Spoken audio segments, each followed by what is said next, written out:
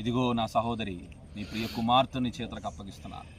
తన నోటితో ఇచ్చిన ఈ మాట, ఈ తీర్మానం చూస్తున్న దేవుడు, ఇదిగో నీ కుమార్తె, ఏమైనా ప్రాయంలో ఉన్న కుమార్తె వివాహములకు సిద్ధపడి ఒక కుటుంబానికి ప్రభా నీ ద్వారా కట్టబడుటకును తరతరములకు నీ కోసం వాడబడుటకును సిద్ధంగా ఉంది. తిమోతి, రిబ్కాలకు మీరు అనుగ్రహించిన ఏకైక పుత్రిక తండ్రి, కనికరించండి. బిడ్డను మీ బలమైన హస్తములకు అప్పగిస్తున్నాను దేవా. వయసు ఎందును, జ్ఞానమందును, మీ దయందును వర్ధిల్లిన నీ కుమార్తె ఇప్పుడు కుటుంబ పరంగాను వర్ధిల్లాలి. అలాగుననే తన జీవిత కాలమంతా దేవా వ్యక్తిగతంగా గొప్ప సాక్ష్యాన్ని కాపాడుకోవాలి. గుణవతి అయిన స్త్రీగా కొనియాడబడాలి. తండ్రి, మీ మహాకృపను మేము కోరుకుంటున్నాం. మీ బలమైన హస్తములకు కుమార్తెను అప్పగిస్తూ తన తీర్మానములు అపరించిగా మీ పాదాల చెంత పెడుతూ దేవా నీ కనికర హస్తం కోరుకుంటూ యేసునామమున ప్రార్థిస్తున్నాం తండ్రి, ఆమేన్. ముక్కు పట్టుకోమా. ఒకటేసారి ముంచుతా కాబట్టి సరే పట్టుకోండి.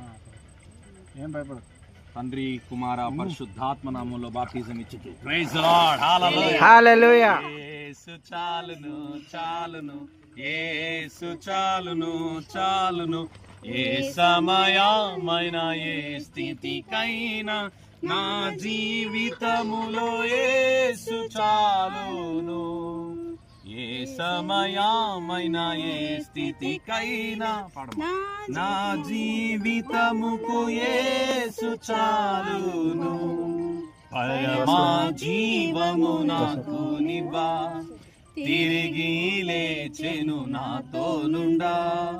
పరమా జీవము నాకు నివ్వా, తిరిగి లేచెను నాతో నుండా.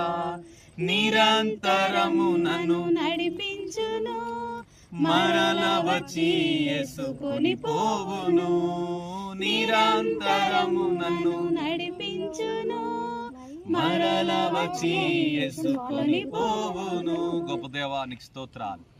నీ బిడ్డను మీరు ప్రేమించినారు, మీరు కాపాడినారు, పోషించినారు దేవా. ఇదిగో యుక్త వయసులో తనకు మీరు ఇచ్చిన జ్ఞానముతో తన పాపములన్నిటిని ఒప్పుకొని విడిచిపెట్టి వాటిలో మరణించినంతగా సాదృశ్యముగా నీ శిలువ మరణములో పాలిభాగస్తుల సాదృశ్యంగా ఈ బాప్టిజం పొందుకొని ఉంది. నీ బిడ్డను మీరు ప్రేమిస్తూ ఉన్నారు. నీ బలమైన హస్తములకు అప్పగిస్తున్నారు, కాపాడండి. ఇది మొదలు నిత్యత్వము చేరు వరకు నీ కృపగల హస్తములకు అప్పగిస్తున్నారు.